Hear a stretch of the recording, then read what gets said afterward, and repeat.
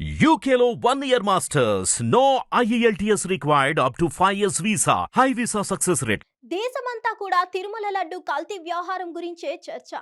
ఈ క్రమంలో తన ఈవెంట్లో లడ్డు గురించి టాపిక్ వస్తే ఖండించాల్సింది పోయి ఇప్పుడు ఇది సెన్సిటివ్ టాపిక్. ఇప్పుడు ఇది మనకొద్దు అంటూ కాస్త ఫన్నీగా సైడ్ చేసే ప్రయత్నం చేశాడు కార్తీ.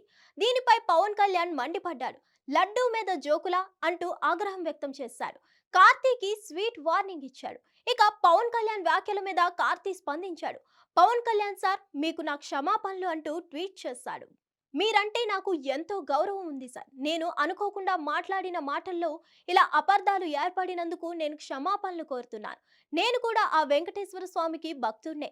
నేను ఎల్లప్పుడూ మన సాంప్రదాయాలను గౌరవిస్తాను అంటూ ట్వీట్ చేశారు. దీంతో వివాదం పెద్దది కాకుండా కార్తీ తెలివిగా ఫుల్ స్టాప్ పెట్టినట్లు కనిపిస్తుంది. మరి ప్రకాష్ రాజ్ అయితే ఎలాంటి కౌంటర్లు వేస్తాడో చూడాలి.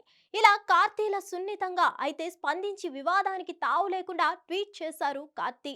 మరిన్ని అప్డేట్స్ కోసం stay tune to hit TV. Hit TV app ని డౌన్లోడ్ చేసుకోండి. ఇందులో short news, live news, entertainment movies అన్ని అవైలబుల్ గా ఉన్నాయి. Please download Hit TV app. Hit TV app. Hit TV యాప్ని ఫ్రీగా డౌన్లోడ్ చేసుకోండి.